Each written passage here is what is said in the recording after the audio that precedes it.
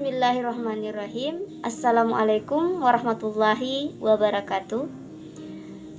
Perkenalkan, kami dari kelompok 1 yang beranggotakan 5 orang, terdiri atas saya sendiri, Naslawati, selaku pemateri pertama, Risnawati pemateri kedua, Bahriana pemateri ketiga, Asmia pemateri keempat, dan Nurlia pemateri kelima. Di sini kami akan mempresentasikan makalah kami yang berjudul Konsep Hard Skill dan Soft Skill Guru. Dan tak lupa pula, kami ucapkan banyak terima kasih kepada Bapak Dosen Aprisal SPD MPD selaku dosen pengampu mata kuliah Profesi Kependidikan. Baik, langsung saja kita masuk ke dalam video presentasinya.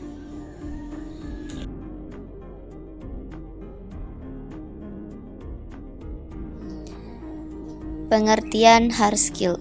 Pengertian hard skill menurut para ahli.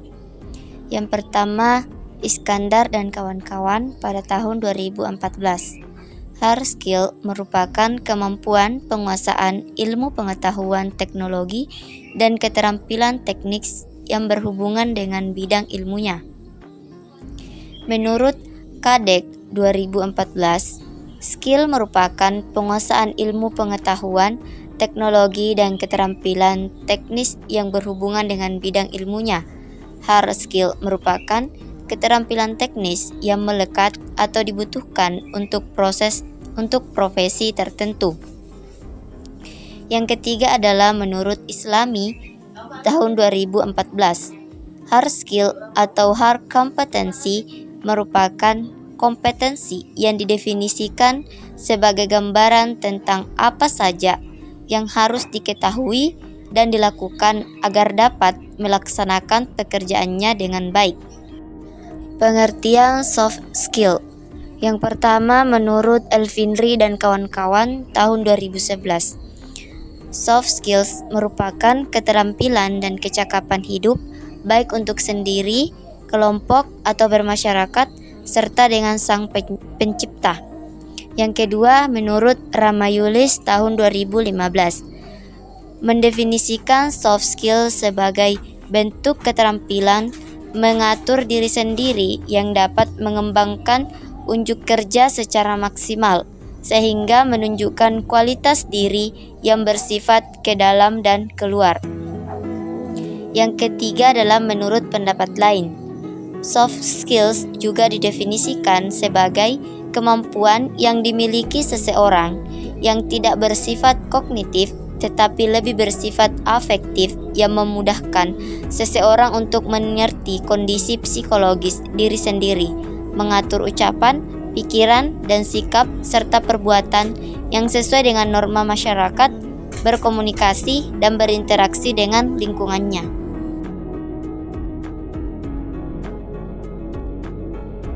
Pembagian dan pengembangan soft skill. Pembagian soft skill. Yang pertama, intrapersonal skill atau kompetensi kepribadian. Kepribadian guru adalah sifat hakiki seorang guru yang tercermin pada sikap dan perbuatannya yang membedakan dengan orang lain. Kompetensi kepribadian atau kemampuan dalam mengelola diri secara tepat dapat diwujudkan dengan cara berikut. Yang pertama, bertindak berdasarkan norma agama, hukum, sosial, dan kebudayaan Indonesia. Yang kedua, menampilkan diri sebagai pribadi yang mantap, stabil, dewasa, arif, dan berwibawa. Yang ketiga, menampilkan diri sebagai pribadi yang beriman, Islam dan ihsan, berakhlak mulia, bertakwa, dan menjadi teladan. Yang keempat, etos kerja dan tanggung jawab yang tinggi, bangga menjadi seorang guru, percaya diri, mandiri, dan profesional. Yang kelima, menjunjung tinggi, memahami, menerapkan, dan berperilaku sesuai dengan kode etik guru. Yang kedua, interpersonal skill. kompetensi sosial. Interpersonal skills adalah kemampuan dalam menjalin hubungan dengan orang lain. Kompetensi sosial mengacu pada kematangan guru dalam membangun relasi dengan pihak lain dalam konteks pendidikan seperti siswa, kolega, orang tua siswa, asosiasi profesi, dan komunitas lain pada umumnya. Wujud dari interpersonal skill antara lain, yang pertama, kecakapan dalam berkomunikasi sehingga pesan yang disampaikan mudah dipahami. Yang kedua, kecakapan memberikan motivasi. Yang ketiga, kecakapan bekerja sama. Yang keempat, kecakapan memimpin. Yang kelima, memiliki karismatik. Yang keenam, keterampilan melakukan mediasi. Interpersonal skill atau kompetensi sosial adalah kemampuan guru dalam berkomunikasi dan berinteraksi secara efektif dengan lingkungan sekolah maupun di luar lingkungan sekolah. Ada 7 kompetensi yang harus dimiliki seorang guru agar dapat berkomunikasi dan bergaul secara efektif, baik di sekolah maupun di masyarakat, yaitu yang pertama, memiliki pengetahuan tentang adat istiadat, baik sosial maupun agama. Yang kedua, memiliki pengetahuan tentang budaya dan tradisi. Yang ketiga, memiliki pengetahuan tentang inti demokrasi. Yang keempat, memiliki pengetahuan tentang estetika. Yang kelima, memiliki apresiasi dan kesadaran sosial. Yang keenam, memiliki sikap yang benar terhadap pengetahuan dan pekerjaan. Yang ketujuh, memiliki sikap yang menghargai harkat dan martabat manusia.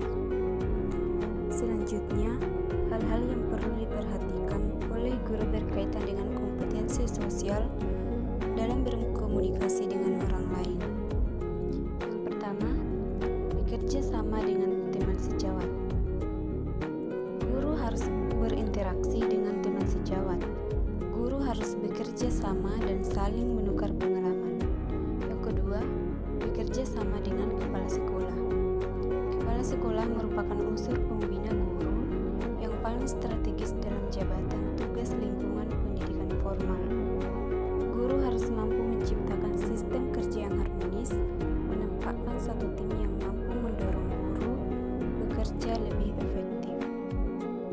Yang ketiga, bekerja sama dengan siswa. Maksudnya di sini adalah guru bertugas menciptakan iklim belajar yang menyenangkan sehingga siswa dapat belajar dengan nyaman dan gembira. Pengembangan soft skill. Tugas seorang guru yang paling pokok adalah mendidik, bukan hanya mengajar. Perbedaan kedua istilah tersebut bahwa mendidik adalah proses mentransfer nilai, sehingga mengajar adalah proses transfer pengetahuan. Proses mendidik tidak hanya berlangsung di kelas. Oleh karena itu, perlu adanya pengembangan soft skill. Pengembangan soft skill yang pertama, intrapersonal skill. Dalam pengembangan intrapersonal skill, diperlukan hal-hal. Yang pertama, kekuatan keadaan. Guru hendaknya memiliki kesadaran akan profesinya. Dengan kesadaran akan bermakna bagi guru, keluarga, anak-anak, orang tua, masyarakat, dan bangsa. Mendidik adalah prioritas bagi seorang guru. Yang kedua, kekuatan tujuan. Segala sesuatu dilaksanakan tentu harus memiliki tujuan. Tujuan ini terletak pada arah dan titik tolak untuk mencapai sesuatu. Guru harus memiliki mimpi, pemikiran, harapan, dan cita-cita, dan berusaha untuk mencapainya. 3. Kekuatan keyakinan. Keyakinan merupakan kunci keberhasilan dalam mencapai tujuan, sebab keyakinan dapat memacu semangat diri dan menyerahkan segala yang telah diupayakan kepada Allah Subhanahu wa Ta'ala, serta menguatkan sikap percaya diri dalam mencapai tujuan. Keempat, kekuatan cinta. Rasa cinta akan mendorong seseorang bekerja secara maksimal. Seseorang yang memiliki cinta terhadap profesinya, maka ia akan memberikan yang terbaik dan penuh tanggung jawab. Dalam konteks pendidikan, seorang guru hendaknya mendidik siswanya dengan penuh cinta dan memberikan pelayanannya dengan sepenuh hati. Kelima, kekuatan konsentrasi. Konsentrasi merupakan salah satu faktor yang dibutuhkan dalam mencapai keberhasilan. Hal yang biasanya menjadi pengganggu konsentrasi diantaranya fisiologi, emosional, motivasi, dan faktor psikis lainnya. Keenam, konsentrasi keputusan. Persoalan yang dihadapi di dunia pendidikan saat ini tidak bisa dianggap enteng. Oleh karenanya, guru harus mampu untuk menghadapi tantangan yang ada. Kesadaran diri akan profesinya akan menjadikan guru menjalankan aktivitasnya tanpa beban, sehingga dapat mencapai tujuan pendidikan dengan mudah. Pengembangan soft skill selanjutnya yaitu interpersonal skill. Beberapa cara mengembangkan interpersonal skill adalah dengan memperbanyak senyum, menjadi apresiatif, menjadi pendengar aktif, menciptakan lingkungan kerjasama, menjadi mediator, berkomunikasi dengan jelas, menjadi humoris, berempati, dan tidak mudah mengeluh. Menindaklanjuti arti pentingnya soft skill dalam upaya membentuk karakter peserta didik. Pendekatan teknik pembelajaran yang bisa dikembangkan adalah dengan mengoptimalkan interaksi antara guru dengan peserta didik, antar peserta didik, guru dengan peserta didik, dan lingkungan, serta interaksi banyak arah. Urgensi soft skill bagi perkembangan diri guru. Tugas seorang guru yang paling pokok adalah mendidik, bukan hanya mengajar. Proses mendidik tidak hanya berlangsung di kelas, sedangkan mengajar hanya berlangsung di kelas. Seorang guru harus memperkuat kompetensi yang relevan dengan tugas mendidik.